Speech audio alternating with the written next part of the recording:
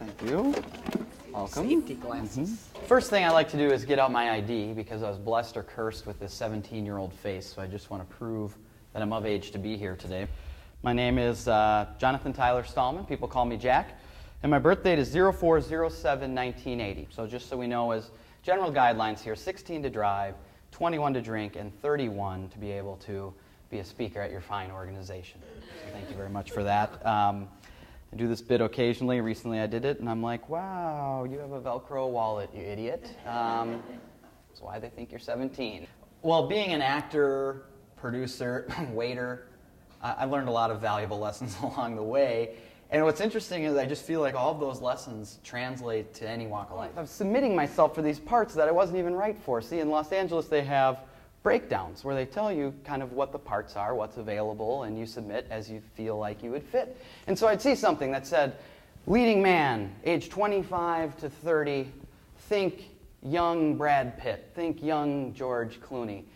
And I'd submit for these parts, and funny, the phone didn't ring.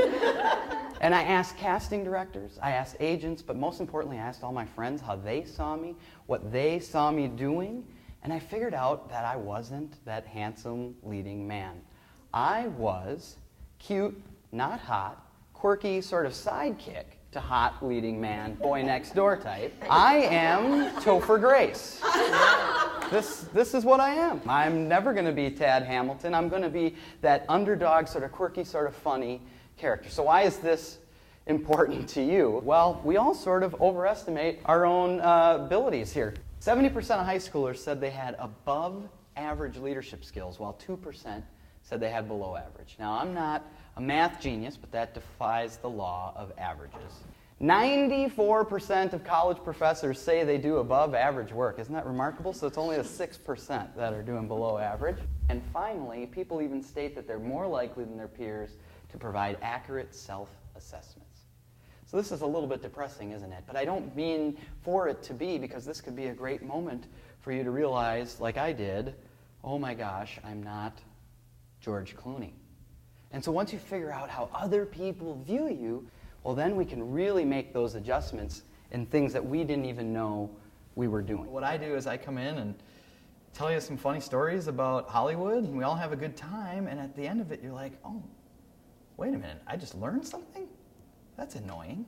I think failure gets a bum rap because we often think about failure to complete a task. For example, if I'm going out for an audition and I don't get the part, that's a failure. But think about all the things I did to get that audition. I got the right agent who knew to submit me. I talked to the casting director who knew to bring me in for that part. And so if I didn't do all of those things, that's a failure to anticipate. And that's the problem with today's economy. It's a little bit choppy. I don't know if you've read that in the papers, but it is just a little bit. And we're staying right in that safe zone. We've trimmed the fat, but we're not taking the calculated risks because we are afraid of failure. But I think those are the risks that we need to be taking, because after a recession throughout the history of our country, what happens is there is a boom. And will you be ready if you're not taking the proper risks now? Bloomberg Business Week talks about it this way. They say intelligent failures that happen early and inexpensively and contribute to new insights about your consumers should be more than just tolerable. They should be encouraged.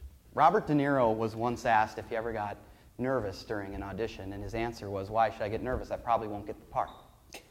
Now talk about a guy who understood failure, who understood that failure was a very real thing that could happen to him. And if he went out there and got the part, all the rest was just gravy. I don't like to give a cookie-cutter presentation. I like to meet with the meeting planners, make sure we know exactly what the needs are for the audience. And then, of course, I take my old Hollywood stories. We have a good time with that. And I take the principles of success, and we have a good time with that. But it's really that customization piece so that every single presentation is different and unique to your audience. There's a particular favorite movie I have called Office Space, in which 3 of the main characters, disgruntled office workers, take a fax machine out to a field and smash it into smithereens.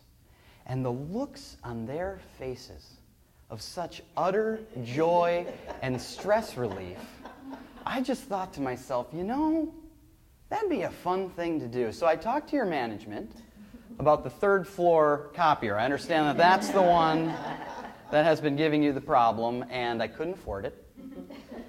But I do have the next best thing. Ladies and gentlemen, please put on your safety glasses as I present your office space moment. Who would like to be the first one to get a crack at it? Let's give it up for it. 3, 2, 1.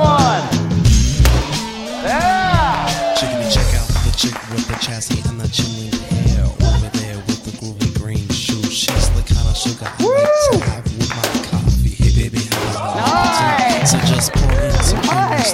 Yeah, didn't that feel good? Look at that face! Do you mind if I take a seat next to you? I never saw a honey so sweet, so advanced. So what's your name? Yeah! The biggest piece yet! Is it green ones to sing? You know I hear this funky beat and I'm wanting to move. So won't you join me on the dance floor? She's my sugar and ride. She's my sugar and ride. Sweet talking sugar makes me feel like she's my sugar and ride.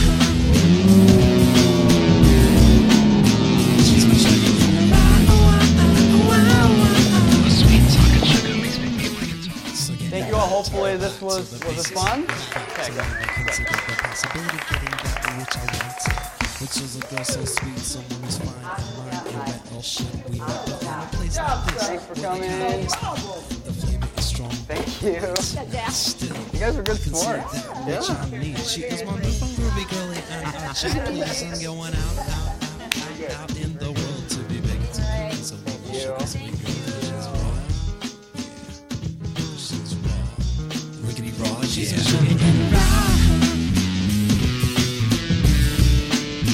She's my sugar in the ride.